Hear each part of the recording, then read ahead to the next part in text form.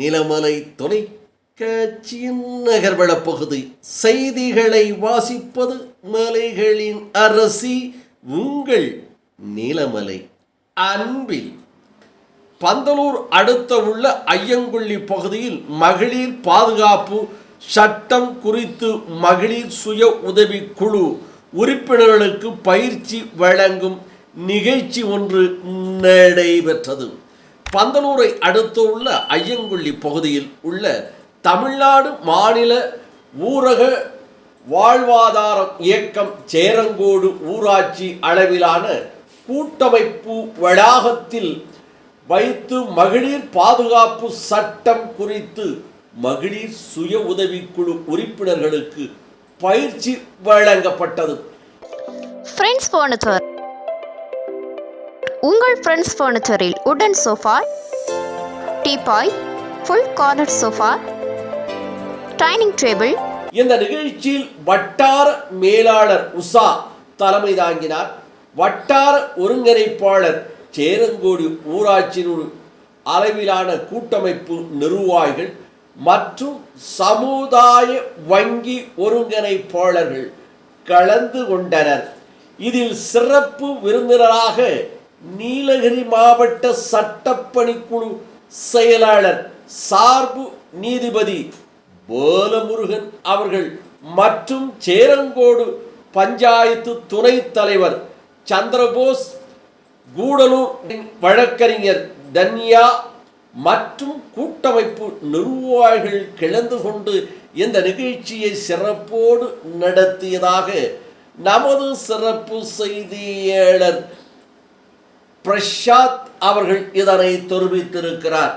நமது ஒளிப்பதிவாளர் நீலமலை ராஜா அவர்கள் படம் பிடித்து வழங்கியிருக்கிறார்.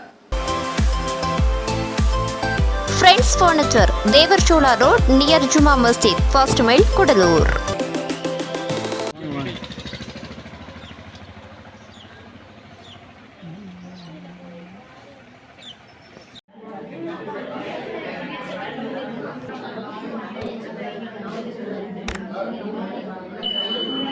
ஆதி நீதிபதி மாவட்ட சட்டப்பணி ஆணைக்குழு துணைத் தலைவர் அவர்கள் சாலை மரியாதை செலுத்துவார்.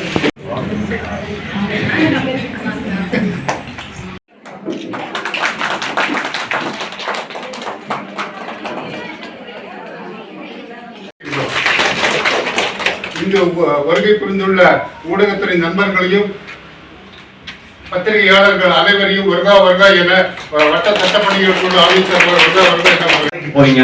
இங்க கூடியிருக்கிற நிறைய பெண்கள் பாக்குறேன். எத்தனை பேர் வேலைக்கு போறீங்க? போய் சட்ட விழிப்புணர்வை ஏற்படுத்தணுங்கிற நோக்கத்துலதான் தமிழ்நாட்டுல நம்மளுடைய கொண்டு வந்து சேர்க்கறதுக்கு நம்ம எவ்வளவு தூரம் பிரயாணிக்கப்பட வேண்டிய நிலை இன்னைக்கு நம்ம இருக்கிறோம். அதனாலதான் மாவட்ட சட்டப்பணிகள் குழு ஆரம்பிக்கப்பட்டு அதன் மூலமாக தாலுகால வட்ட சட்டப்பணிகள் ஆணையா இப்ப நாங்க வந்து கூடியிருக்கோம். இப்போ இத்தனை பேரும் எதுக்காக இங்க கூடியிருக்கீங்கன்னு கூட எனக்கு தெரியாது. நான் சொல்ல வர்றது என்ன சொல்ல போறாங்க, எதை பத்தி பேச போறாங்க. இப்ப ஏதாவது ஒரு டாபிக் இருக்கும், இதை பத்தி பேச போறாங்க அப்படின்னு நம்ம தெரிஞ்சுட்டு வருவோம். நீங்க என்ன தெரிஞ்சுட்டு வந்தீங்க? இப்ப நம்ம இந்த மாதிரி ஒரு கூட்டம் போறோம், இவங்க என்ன நம்ம கிட்ட சொல்ல போறாங்கன்னு நினைச்சு எல்லாமே சட்ட விழிப்புணர்வு தெரியணும். இன்னைக்கு வர காலகட்டம் வந்து எல்லாமே வளர்ந்து போயிட்டு இருக்கிற சூழ்நிலையில எல்லாம் ஒவ்வொரு இடத்துக்கும் போகணும். அதுதான் நான் ஃபர்ஸ்ட் வந்தோடனே நான் பார்த்தேன்.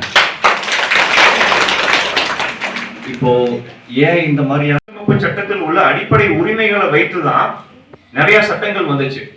குற்றவியல் விசாரணை முறை சட்டத்துல வந்து உங்களுக்கு வந்து ஜீவனாம்சம் கொடுக்கறத பத்தி ஒரு புகார் வழங்க, அந்த பையன் பேசுவானா பேச மாட்டான்னு நமக்கு தெரியுமா?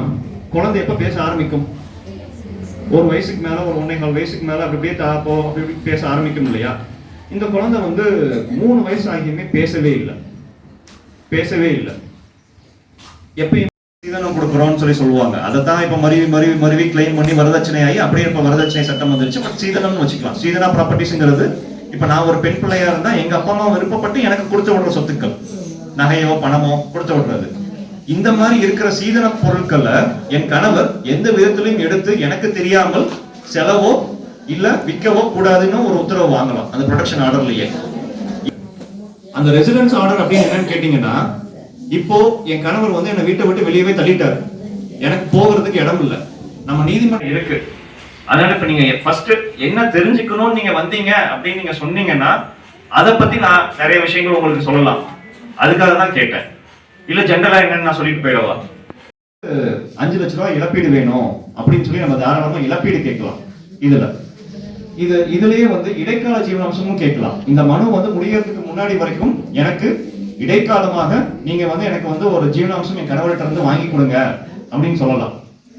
அதே மாதிரி இப்போ வந்து நம்ம கிட்ட பசங்க நம்ம உரிமை கேட்கலாம். எதனால இந்த சட்டத்தை வந்து நான் உங்ககிட்ட வந்து இப்போ சொல்லிக்கிட்டு இருக்கிறேன்? ஏன்னா ஜீவனாம்சங்கிறது நம்ம நிறைய இதில் பார்த்துட்டோம். MC கேஸா இருந்தது நம்ம நிறைய. இத்தோடு நகர்வலம் நிறைவு பெறுகிறது. இதுபோன்ற செய்திகளை உங்கள் நீலமலை தொலைக்காட்சி யூடியூப் பகுதியிலும் காண்பதற்கு NMTV யூடியூப் பகுதியிலே சென்று சப்ஸ்கிரைப் செய்யுங்கள். அதைப் போல உங்கள் வீடுகளில் நீலமலை தொலைக்காட்சி கிடைக்கவில்லையா? உள்ளூர் ஆபரேட்டரிடம் அன்போடு கேளுங்கள்.